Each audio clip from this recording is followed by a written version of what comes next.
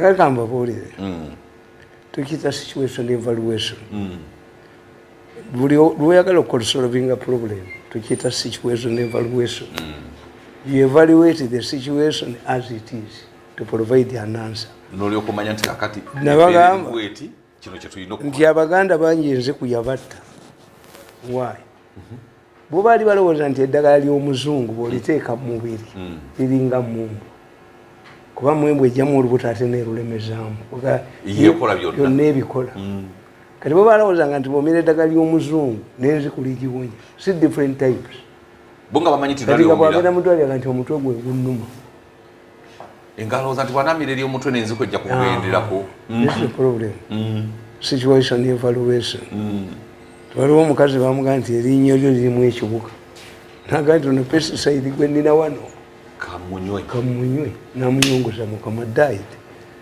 situation evaluation kakati situation evaluation ekola bweti situation evaluation otunduya ekyolwana nakyo nokola evaluation nti look at me what was at stake I wanted to prove nti I was innocently treated sina kyenakola but some people knew I had credible information about the organ trade bone balowooza nti bwe bangoba mu State House nja kubeera weekend bampite nga bwe bakola nevavanium olumala okukunyamu ekidoli kyabwe bakitayo ne baddamu ne bakiniyamu ne bakomawo ne baniya kakati nti basanga nga bamanyi myaka 10 tukubaganye what did I want to achieve situation evaluation nti what I've proved innocent everybody knows this man was badly treated. Yes. Now I'm venturing into politics with credibility. Entering into what? Politics with credibility. Sikumbuza bibuza sebo wavoti mu State House. Bakitegedde. Two, tebafunyemu. Because by dealing with me, bali balowooza nti their business will flourish. Efudde. Buli omu kati agimanyi ku accident zibeerewo bakwasa omutwe kuba abasokozi bakolaki babamanyi only two bwendaba meeting zaabwe including that of yesterday bali basigadde bamanyi tebali abo bannaabwe bonna babagamba ekintu mukite Museveni yakiyingiramu tekikyasobola kukola bw'oba omubbi omugezi bw'okuba oluggi ne luteggula dduka era ne bagamba nti ababbi abo bwe bayagala bakubbe ababbi nga bagera okubba ekirofu abatambula mu byalo kasooka ajjuza bamanya nti alina ssente olaba abantu botategeera wuggana nga mutamiivu bagafutala olukijja nakanga abajja ate kyazinywedde edda kyazinywedde kino ekisajja kitumalira mu bwiri beekweka ababbi naye omusajja nagambwa bona basazi b'omukamala muzeeyi ssente zo zigwa nze mbaga zigwa oziwe ennyoko kuba olukwatayo ng'amanya ng'akubira munne essimu ayina ssente muzeeyi ssente zo zigwa oziwe ennyoko but that man is a very arrogant man azigwa oziwe ennyoko kakati situation evaluation tugibala bakifiiriddemu president's ambition zifudde status gundi crowd gye baali bayina tebakyagiina and they are now isolated kakati I must say should I continue fighting kubanga alayisi banga abasinga kati Museveni ye yabagobye emulago n'agendwala n'abaana batraining n'emulago ne babafuumulayo kakati bwe kibatamanyi nti mu future n'ab'emulago bajja kubeera future witnesses tumuyite ekyakwansi to apologize kuba batya future recording zisigaddewo ebyuma bisigaddewo kakati mufunyemu ki you have ended up losing tewali kibazimu nekimu kakati amuventure can I work with these people again atosobola mpunye poison basa omwana wange bakubye omwana nga bamugyeemu amannyo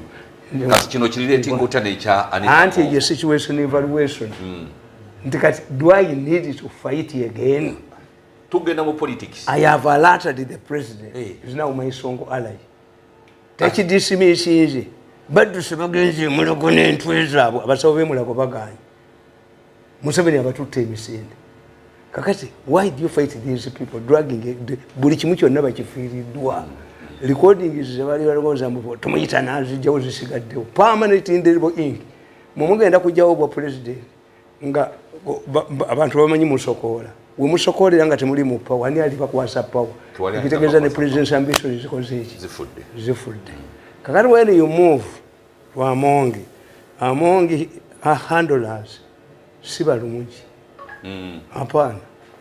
The issue is not whether Amongi has property in the UK.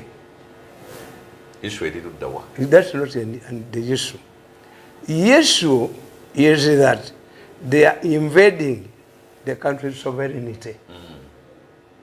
Chibata tegira bano gwenda boyo omwogezo wa parliament. Ye obole tachitaputa bwa. Anabana abalabonna. Bachitaputa chifula ne. Bwandete bakitegeera. The British tuchita neo-colonialism. Omanye nti abazungu baleese obumu okukyusa Oluganda. Ne ludda mu luzungu. Nabiwuliddeko. Because of these programs. Nabiwuliddeko. Abazungu bakoze obumu intelligence yonna and zina obumu okukyusa Oluganda. Waliwo president yali mu East Africa muno. Recruited a person. Namujja mu Uganda mukyusire programu zino mu Luganda. Zoyogera. Zenjogera. Nebanzija ne bantwala Zambia. Omanya Abazambia bayina tribe bayina bayita Banyanja n'abaki boogera Luganda. Everything balabika baavola. I was surprised. Embuzi bagiyita mbuzi mulamu bamuyita mulamu.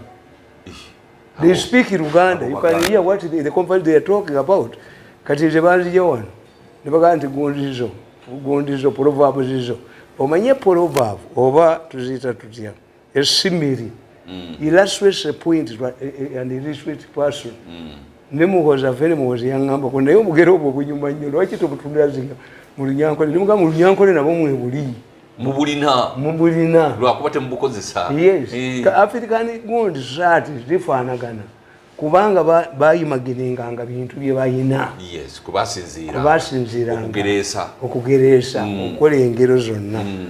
In fact bangambe nti Mwankole mulimu abalogo babayita Bagumaala. Sajja nti abobuwane wamu abatambula ngatto. Mwankole mulimu abalogo babayita Bagumaala. Nja kubuuza otafiire. Abagumaala Omugumaala yeddira nsanafu. Bejja kika kya nsanafu. Abagumaala. Mwankole wali ekika ky'ensanafu. Be Bagumaala. Omugumaala ye waba yeetisse ettooke ekikolokomba akiteeka eno. Emabega. Bwe muyisinganya ate neriri alitwala. Bwebe nnimiro bo basimba kasooli oba osogamu nga bamutuliriza njuba gyeva. Abalala basimba kati bwegenda obbe mu nnimiro y'Omugumaala oba oleese obusa. I will find out where the Banyankole true have the type of witches called Abagumaala. Omugumaala ni bwakusanga ng'ogenda mu ddwaliro ng'olina olubuto alubba n'alutwala ye omwana n'azaalirwa ewuwe. Omugumaala yinga tabo balogo nnyo eyo sijja osaana okugenda mu lutalo.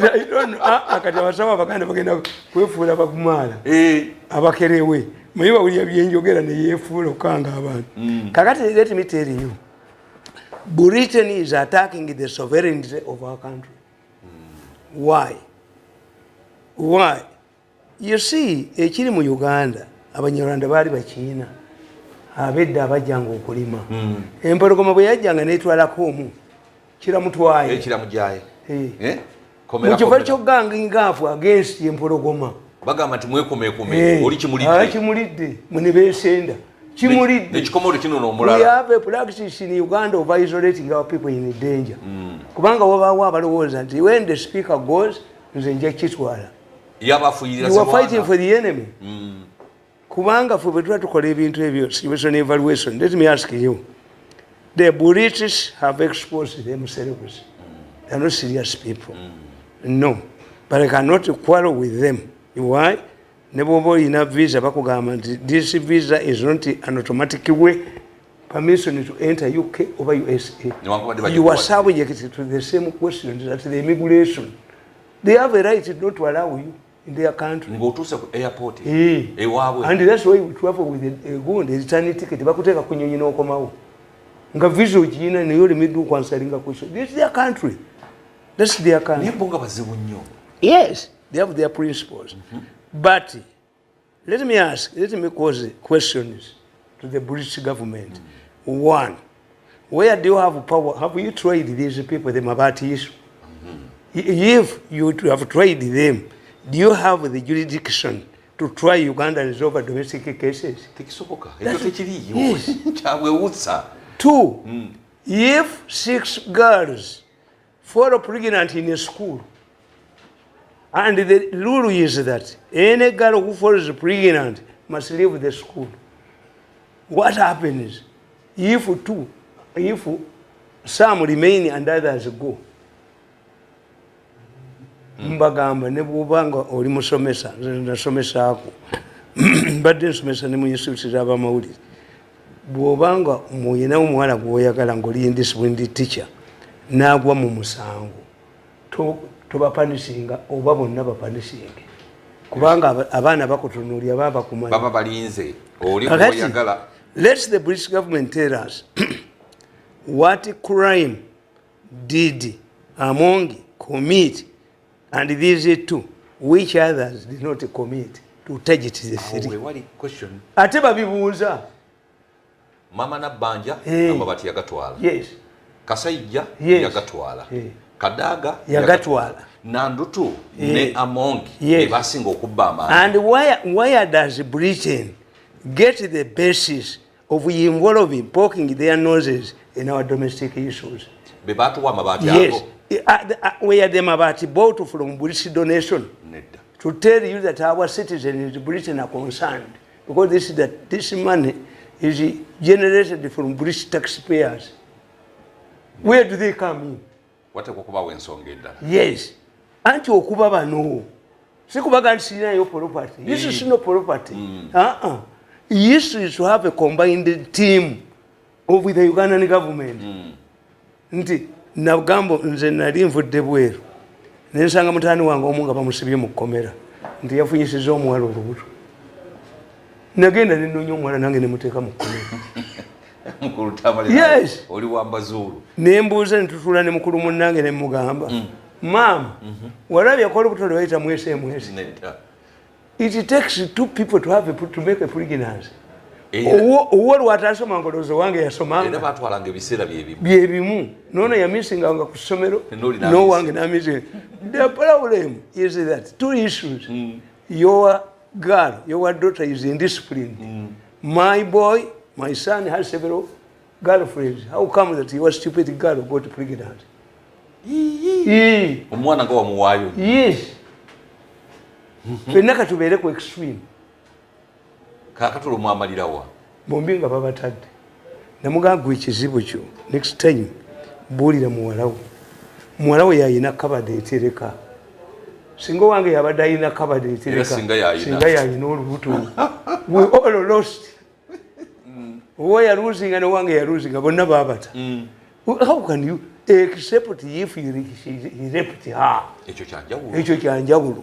If an old man pounces on my young girl oba onoonya kunjooga nkuyite wange nega nti muleete nenzigala geeti nembwa nenzita nenkuwenyula kibooko toyina bakulu bano okwata wange nasimalisi mukulu muno bwabanga yasimagana n'omwana atya omwana wange omuto mbooko nzigalawo nefuula kkiriza nojja nekuba emigo ne geeti nenzigala naye muto munne bwe basoma kakati these are questions, fundamental questions we should ask the British government. Why do you target a few when many people committed this same offense? Yes. We had a time when the British government donated land overs. Donated by the British government. Police. They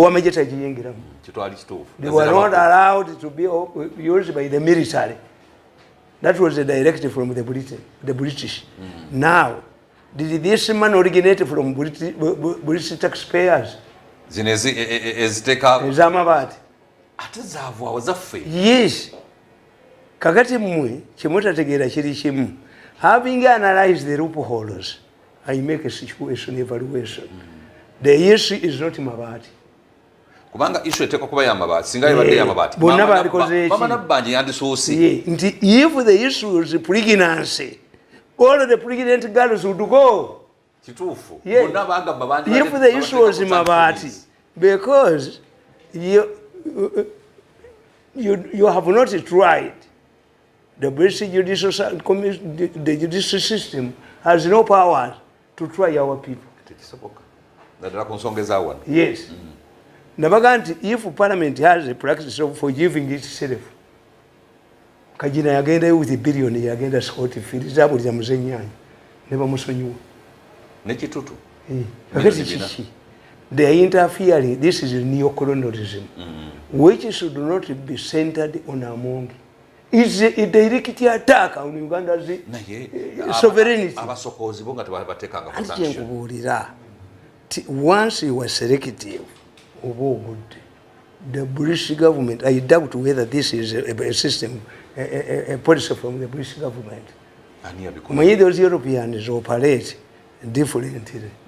Kakati, what should worry all Ugandans is that any person who wants to undermine you starts with a weak support. If you start with the number 3 in the country, what will prevent the British or any other country to poke their noses in the judicial system? Donations. I was happy nti Bigirimana teyakozesako sente zebweru nazimba 2 towers. Each tower is 57 billion plus 2. But the Parliament has taken 7 years. This man took only 2 years. Anji nkubuulira nti Among then is 0. The British cannot be target using the mistake they made was not to target everybody. And they knew which one would excite people. Corruption. But it is this the biggest corruption deal ever happened in Uganda to attract the British attention. The people who are the jurisdiction that handles the oil is in London. Amafuta bagawuliza London. Museveni bamugba ne bakwata team yonna created the case ne bagenda London mbutule bawabidde Museveni natuka no bawa handshake ne ngamba omuka I want that woman former Uganda Revenue Authority person you will be picked one day from Karamoja Manyara Anyata. Lwaki omusango bagutwala London? What was important obububbi n'abawane handshake mbamuwonyeza. Museveni is not chief. Nata ababbi bamukoleramu. Ababbi bamukoleramu nnyo. Kakati the mistake they made ninjibabuulirawo. Where did you find Uganda Revenue Authority as a paying department? It's a collection revenue. Oyo omukazi muganti agamanyo gosinika bajja kujja mumanyata bano badduka isini Uganda teyaduka dda I predicted nti ogenda kudduka Revenue Authority yali esasudani. How can somebody tell you nti the head of Uganda Revenue Authority become a paymaster? Tekisoboka. Bali bagala kusibona no mamanyi oba yanyweranga mukyanzi Fawaina brain. Government baganti mwenda ina brain. Ebya organ yabidisekitingira una bigana. Era these are now my songo allies. Mwenda, the president, Professor Uncle Sam, Mbalaba mu meeting. Even yesterday morning, the early morning they were reported meeting here with Nana Jukute, Mwabadde ne Diana. Buluna kubatuza meeting. Meeting. Neza kumaka nkasa Iran against buyise ku program. Kasa kumaka nkaka kabaka barabi. Ngomanya ntindo ka detectives. Ka detectives nazire mu masindi zange ngamba bataka na technology wa video tewali kuweka. That is one case. The case involving a Tulo and the Ugandan government was handled in Britain. Because that's how the oil is arranged. See a muku says this mama futa. Oh yes, UK ina mafuta mu North East. Naye si evunanyizwa ku the Holy Land Ireland. Abangereza gye baswapinga n'aba German so that Britain could take over Uganda is the North East. Holy Land Treaty. Gye bakola endagaano. When you go to Germany in Berlin, every former colony has a street. There is a Uganda street in the Berlin. Stressing the importance that Carol Peters had signed an agreement with the Mwanga, putting Uganda into the German sphere of influence. One, when they transferred Sudiruzi Bank when they wanted to kill the Swiss bank, the budget were DFCU. Why? The shareholders are in London. It was because Swiss has money that he managed to take the case to sue them in London. Yeah, but what? Yes. If we can respect these policy set up rules, why do they assault our dignity? The issue is not whether Amongi has properties, what they prove otherwise. That's not the argument. The argument is that having analyzed the situation, that if all of political girls must go, what makes some remain and others go? If the British government was interested in Mabati, everybody would touch it in Mabati. Would go? Yeah. There was a case in Kenya involving 3 drunkards. By the morning, the 2 drunkards were dead. The other one who survived, because we were not staying in the same area, came back to the same drinking place. Yes. As they were dragging, the police was dragging the woman away the beer cellar. The man emerged. They said, "Are you mad?" "I'm not mad." "Why?" "Your colleagues died and you were coming back to the same drinking place." He told the police he was stupid. If we drank from the same place poisonous beer, I will also be dead. Now that I'm alive, it means from here, they went somewhere else where they drank a poisoned beer. The police, the side officers were disarmed because of the brain of the drunkard. So if the issue, the concern of the British is to have a store of iron sheets, do we have several types of iron sheets? The one that we are stolen by Amongi and the other two. The rest were stolen from a different consignment. Natural intellect. Then I make a conclusion. Why the British are attacking the speaker is the homosexual bill, law. All of these people are innocent. The 2 ministers were dragged into it. Why? The British government knew that once you came up and said, "I choose you among of presiding over Parliament," that he passed this law, the public will support you among, bring corruption, which will divide the society. And what's the intention? The intention is to ensure that the other parliaments in Africa or elsewhere don't emulate the same example. That's why they're targeting the speaker. But Isama Wanga Amalala to quarter speaker, you're presiding over parliament. When you talk about homosexuals, Ugandans, because they're fully behind the law. Kati President Museveni alitekako mukono ya. Bamanyi. You see the system in Uganda, Bazungu Bamanyi system, to get a systems analysis. They have people like me. The intelligent people are there. Bamanyi. How does the Ugandan parliament operate? One, they know. Under our constitution, if Museveni rejects a bill 3 times, the speaker sends to it and it operates. Ekitegeeza Museveni tomukwata. Never yaliganye speaker yalikoze. That's why they're targeting the speaker. Museveni tomukwata. Oyina kutagetinga speaker. Kubanga constitution gande kugamba nti if the bill, if Museveni rejects a bill that has been passed by an elected parliament, parliament, what does it mean? Speaker, you know, yes. Kakati Museveni musajja mugezi. He has not created a situation that gives the speakers of Uganda an appetite to sign. Talizaayo. Ajamu buparagrafu bumeka. Bubiri busatu. Achimanyi, once he allows this practice of rejecting and the speaker signs, the speaker will develop this appetite. Then where Museveni's powers will be eroded. Mugezi Museveni is an intelligent man. Kakati Bungereza yo ekitegedde nti no speaker ya system ya Uganda ejimanyi. Kakati awe yagali tukwate. But again, as you pointed out earlier, the first person to be punished over this bill would be Nabanja. Nabanja is the head of government business. This is the iron of it. Where do you find a person who is a vice president, who is not the head of government business? He's unique. Where is your seniority? The head of government business would be the vice president. Chiseka. And you must say about me, Sanga.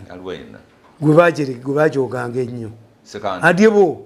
Adibo, one time rejected, because before you go out, you must ask the speaker for permission.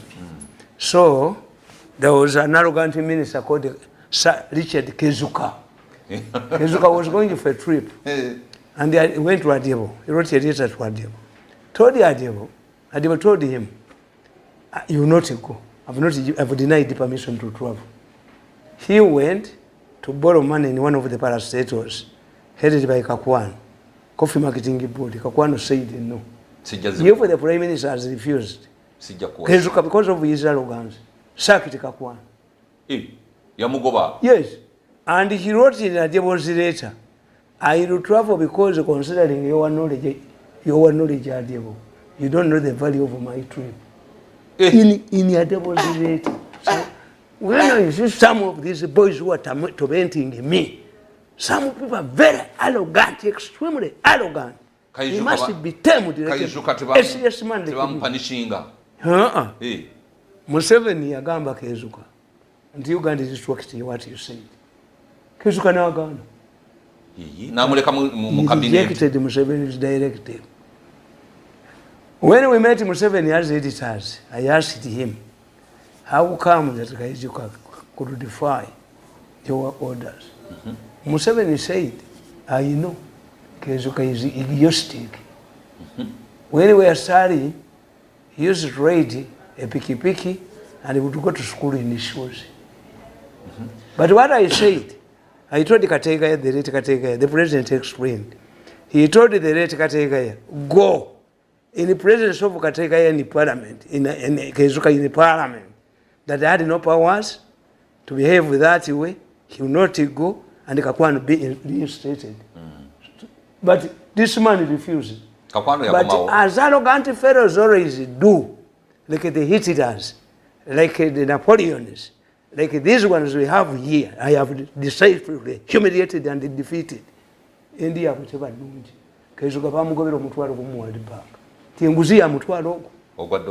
That's a state. Numbers of Amusivil Mitware. A state says that Kugan to be million kumi. Million at time, we have sympathy. Yeah, the Mirundi Bamkuteno Mana West Somero. This is when you embarrass me. This is how a state operates to embarrass you. How can a speaker of parliament be denied access to your care because of iron sheets? How much is an iron sheet? You would say that Britain has moved in because the speaker stood between their deal, because they have to remain to have companies. And let me give you an example. They are not honest. Those people are not honest. During the Commonwealth conference in Uganda, Britain was represented by their then Prime Minister Gordon Brown. Gordon Brown told the president that that company that was allocated land to construct houses, cheap houses in Naguru, which remains a bush today. Yeah, it's a Scottish company. Fake. It's a fake. And it's a fake. Leave Betikami alone. Satellite city. Even when we went to Britain with the president, these people emerged. And I suspected them. I told them, these are fake people. But on addition, when Gordon Brown came and met Museveni, you say he had a chance. Museveni in many cases, I saw Gordon Brown defending the fake company, that this is a Scottish company. What has it done? The champion is over corruption. What has this fake police company done here? The bush movie, J movie, but again. You have no more authority to talk about iron sheets. Corrupt. And visas. Me, when I decided to fight this Salogani Kuru, the first thing I did was to surrender their passport. I surrendered my passport because I was prepared to subject them to humiliating defeat. This is how we fight battles. You put the battle on your enemy's door. Whereas if the British are concerned about corruption involving a few iron sheets, what has their Scottish company? Kakati Scottish company yo yatuliyirira nga bo talo company wetwagirira. Misu bali banonya mkutunda poloti. Zabalema. Most of these companies are not companies. Are not theirs. They use names and deceive Africans. I told you Museveni went to Malaysia to inspect a company called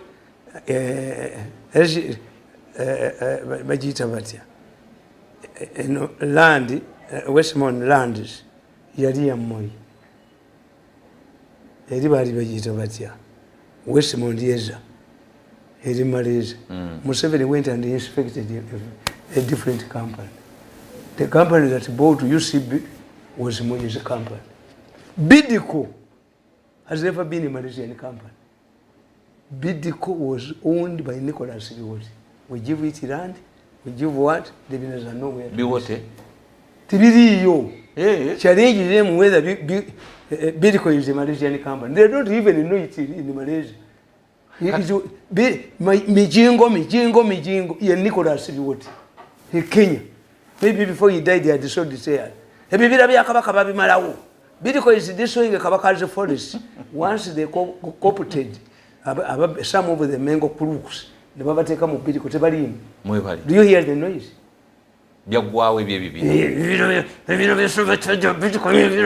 These are crooks. Kakati, future speaker of faith. Future speaker one. Uganda. Therefore, you consult a man like me. What's the role of your High Commissioner in Britain? I don't know him. Me, I don't know the High Commissioner of Uganda to Britain. I don't know him. Yeah. Bomumai. But I want High Commissioner of Uganda. One word. This is the problem. Very popular and these are not career diplomats.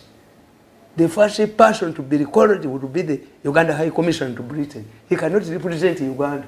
And when you look at it, I will not be surprised that he was a former RDC. Former RDC.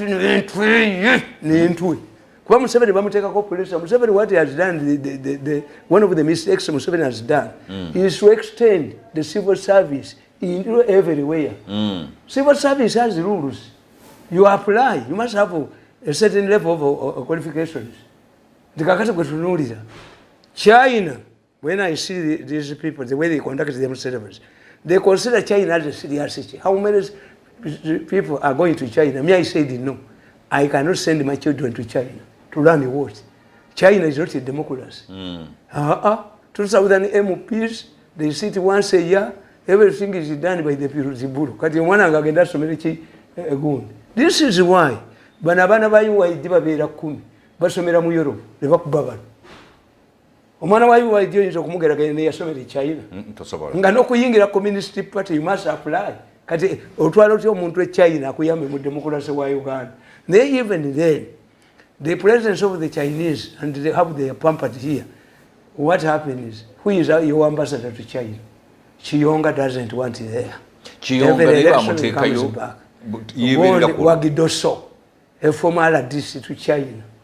Why don't you take there Wafulu Ogutu? Wafulu Ogutu started in China. It speaks Chinese. All of these things are not considered. They're not considered. So, once you have a weak diplomatic core, you get embarrassments. Let me give you 2 examples to justify my point that Uganda does not have a serious diplomatic core. For you to think everybody can be an ambassador of what? Not a president. We were in Germany. We were in Germany meeting in Makeri. The president was in a meeting with Makeri. Your ambassador to Germany picked a phone. During the discussion, she said, know her. Who is calling? Everybody looked at her. And the German government protested. Why do you underrate us? We are serious partners in Uganda. Why do you bring such a people here? Who doesn't know that this is a serious matter where you cannot respond to a phone? An ambassador.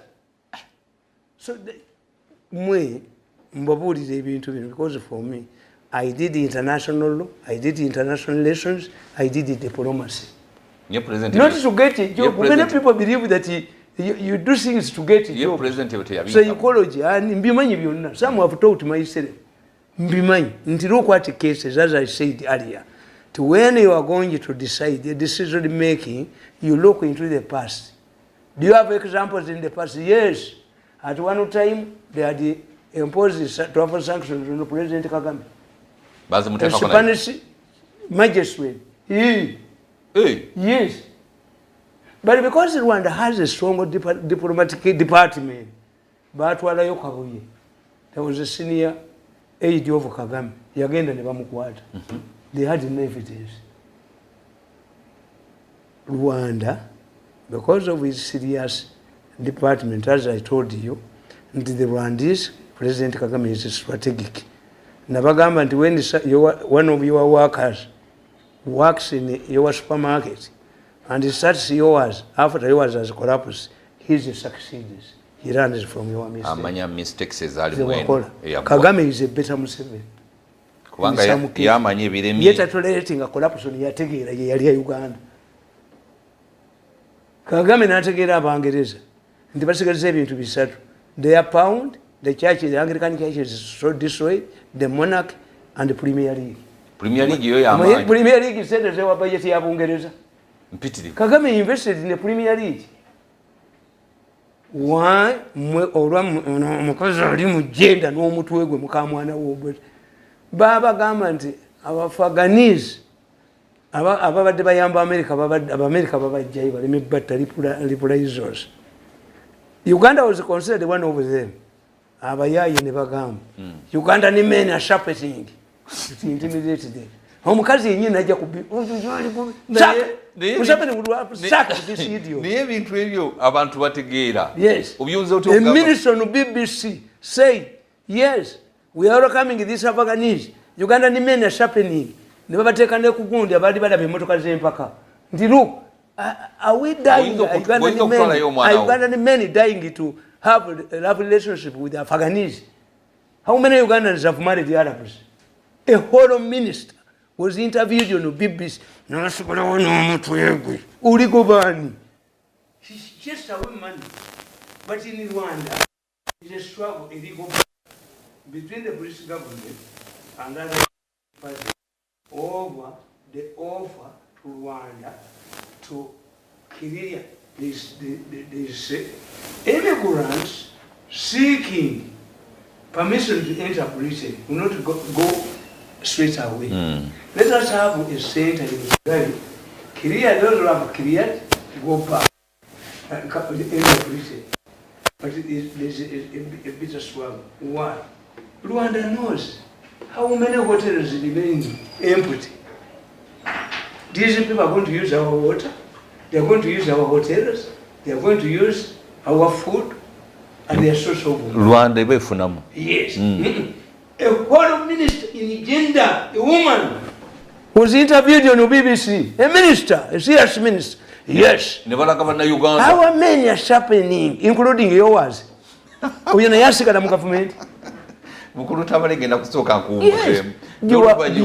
are getting, Mao used to say, garbage in, garbage out. Let me give you another example. President Uhuru Kenyatta and his advice. Yes, many. Kugambi, what I'm saying, you don't have a strong diplomatic corps. You don't have career diplomats, and you have a problem with the Kinyarwanda practice. When one person is attacked, you believe that he's going to create a vacuum for another person. And when my programs are switched off, other TV stations don't see it as an attack on the media. ujjukiri wama kwasa omutwe twebajasi geza kajjeyo entwe eyo ekyo nkifunye andi nkubuulira negamba nti Kenya boss Woholo and Ruto were indicted by ICC, and there's an arrogant fellow in Kenya. I read about his articles. He's celebrated, he's a PhD holder, teaches me in American Union. But when you analyze many things of his, he did law, but he does not have grasp political principles. The man is there, even in Sunday moon, very flamboyant. How was he? You have humiliated and given with bloody noses. What did the Kenyans do? The ICC, that man wrote, forget about Uhuru Kenyatta, they can even sign a check and you take it to the bank. The Uhurus decided to do one thing. Once somebody is paying for your political blood, remain humble and humble yourself. The issue was that a retired judge called Iwaki had connived with Raila Odinga to ensure that these people don't stand against him. God does not believe in malice. Raila Odinga is a failure. He's now going to Ruto to support him. As if a Muganda asks you, when you ask somebody something, the one you denied something in the past, you think he has forgotten. Naye bali abasajja b'Ekenya baayimirawo ku bantu baabwe and they voted them in spite of the nose around them. But this is Britain, not the ICC. Britain is a single country. But where have Ugandans come up? Parliament, before this man who speaks for Parliament comes up to tell us that he does not own the property.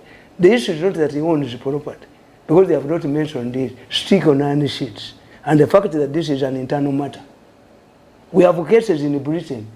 There is a man called Rodi Archer, who was the big financier of the Conservative Party.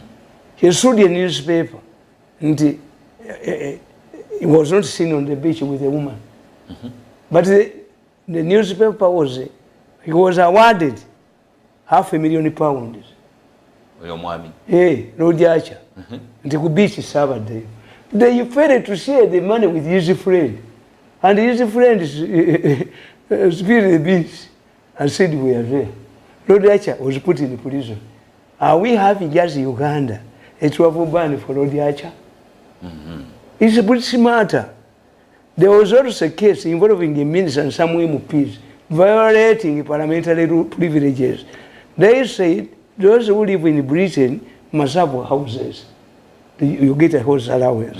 But even those who are living in Britain, we are not living in Britain. We are living in Britain to have allowances, house allowance, which was illegal.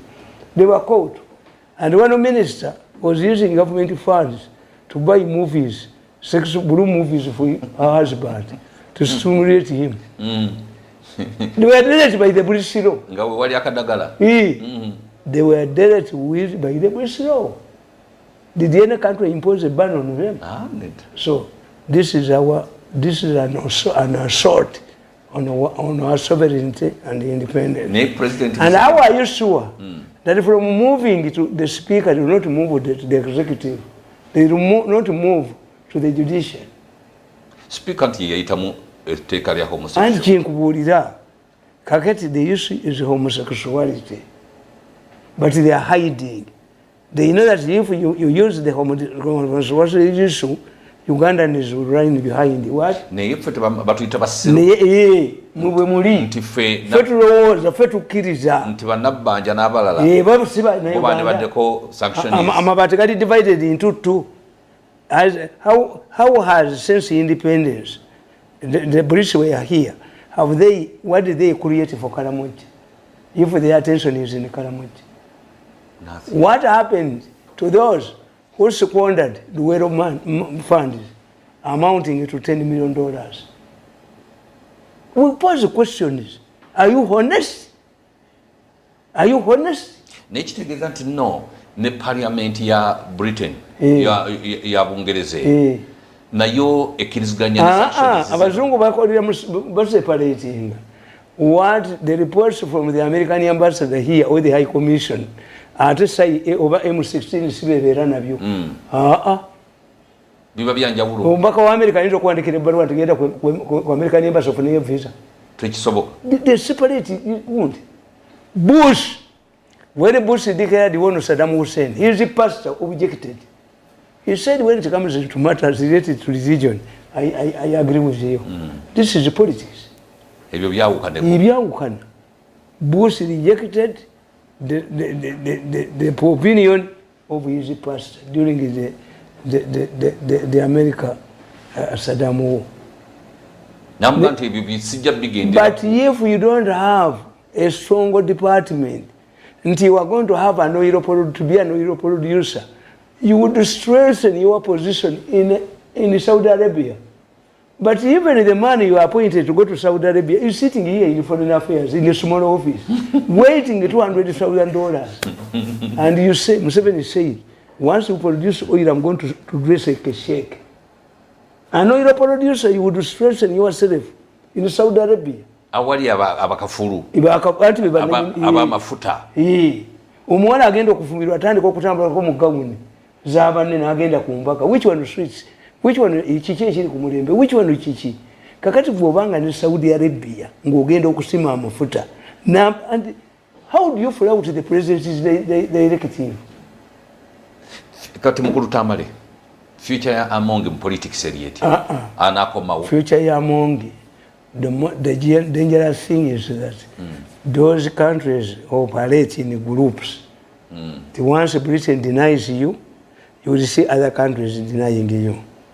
Two, how do you have a speaker who cannot be allowed to move? President anakola naye. Anti chenkubolira. Until katatambula. Kati banabogera speaker bogera taina property. They are not raising any issue. Don't divert from the real issue. The real issue they are using is iron sheets. You concentrate on iron sheets. What's the British interest in iron sheets? Tell us. Were they donated by Britain? Were they manufactured in Britain? Were they supplied by a British company? In the case, even if they were supplied by a British company, it means that the government has refunded the money. Museveni ordered the buying of new iron sheets. How many Kalamajongo do you have in the British Parliament? Yes. What investment did the British invest in Karamoja in the last 70 years they were here to be concerned about the plight of Karamoja? Are they the leading donors in Karamoja? Whenever Karamoja is struck by food shortages, famine, how many times have you seen the British taking their food? Why do you cry more than the DVD family? Mr. Britain.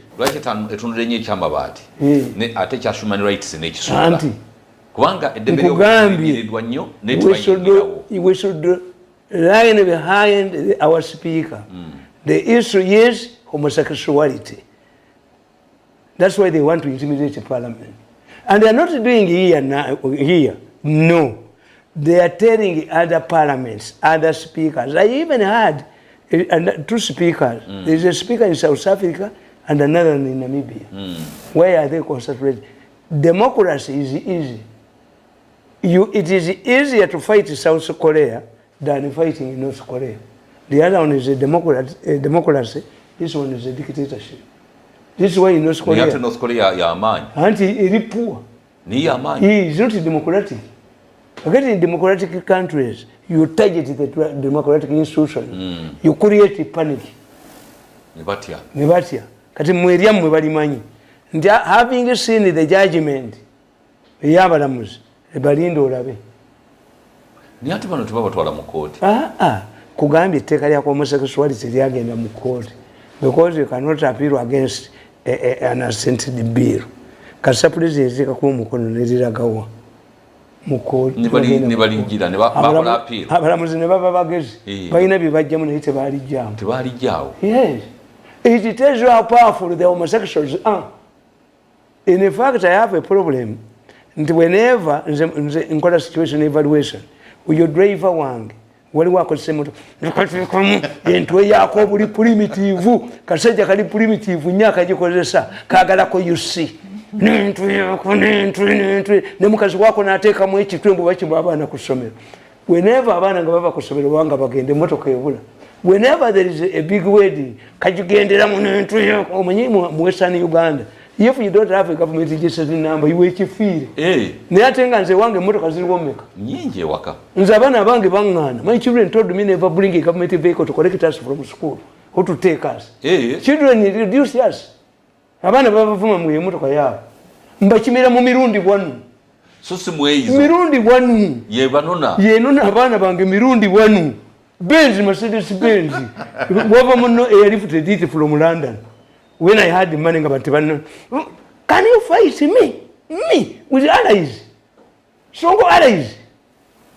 Now my Songo allies in this case. Driver is the president. Driver Mwenda and others. You are isolated. Driver This is why I've decided to go to Parliament to widen my platform. Yes, to widen my platform. We are lacking intellectuals. And look.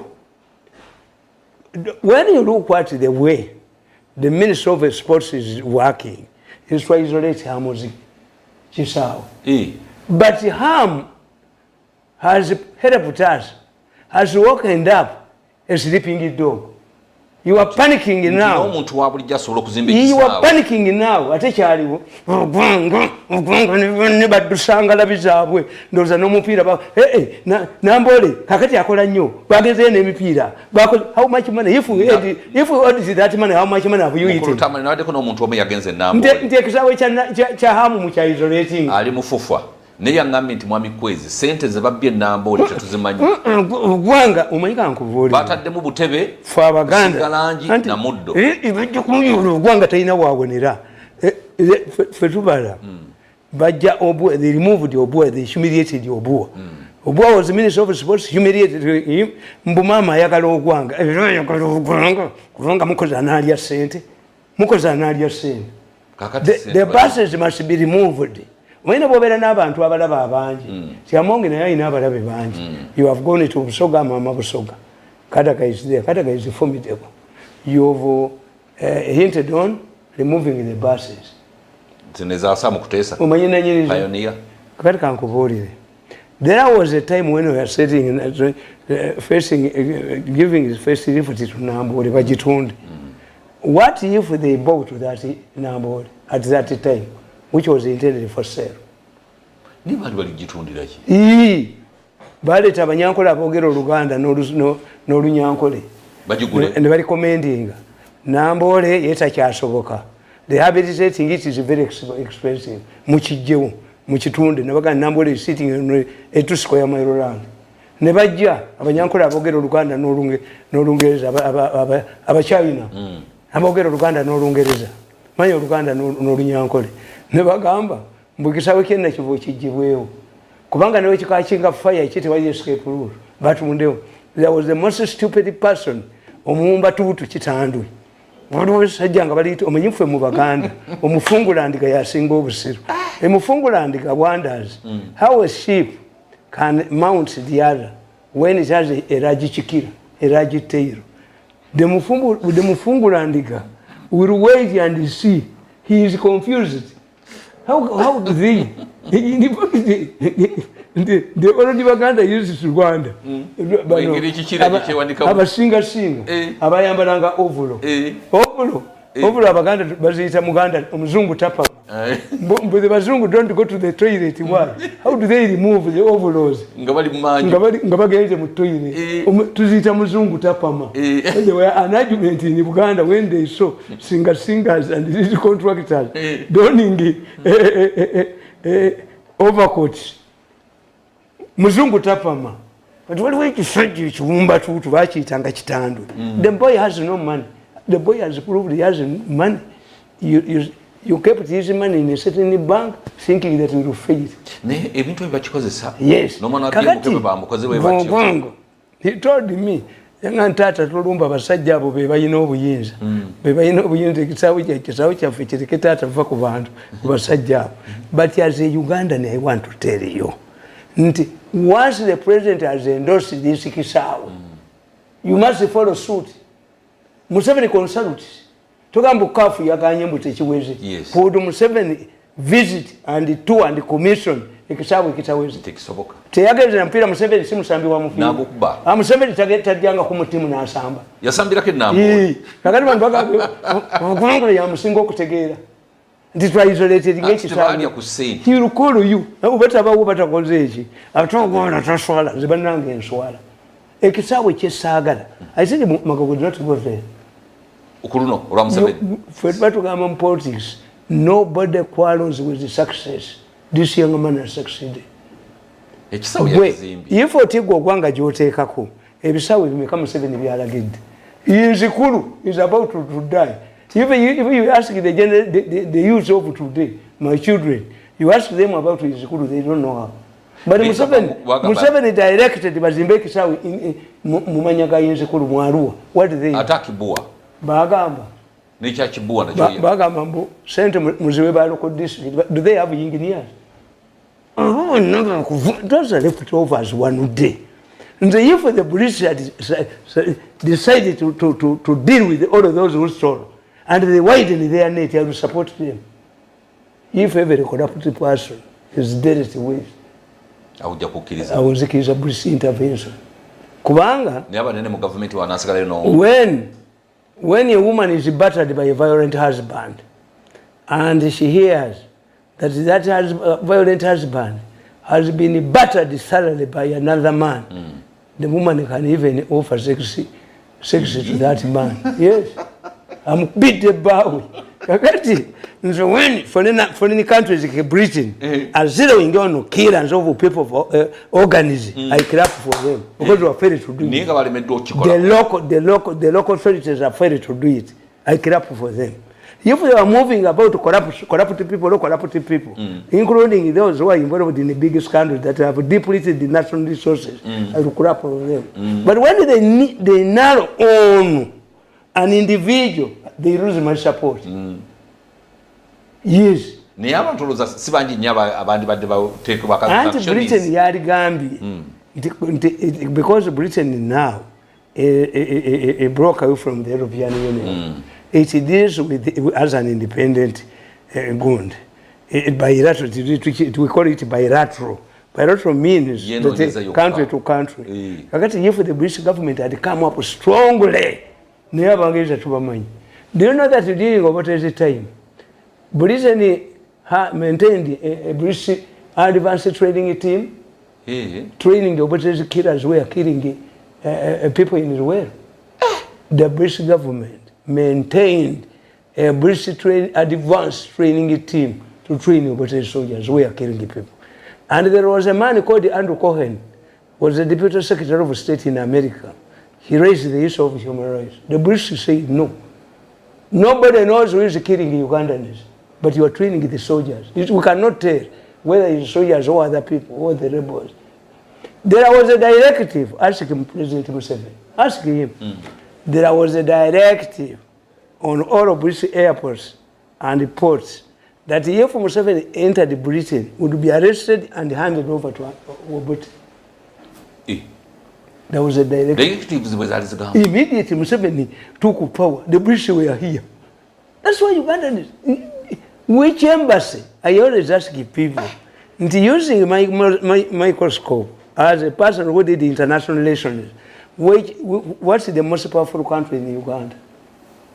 You say America, you say Britain, you say the Vatican Embassy. Yeah, man. The Vatican Embassy is the most influential and powerful embassy in Uganda. Why?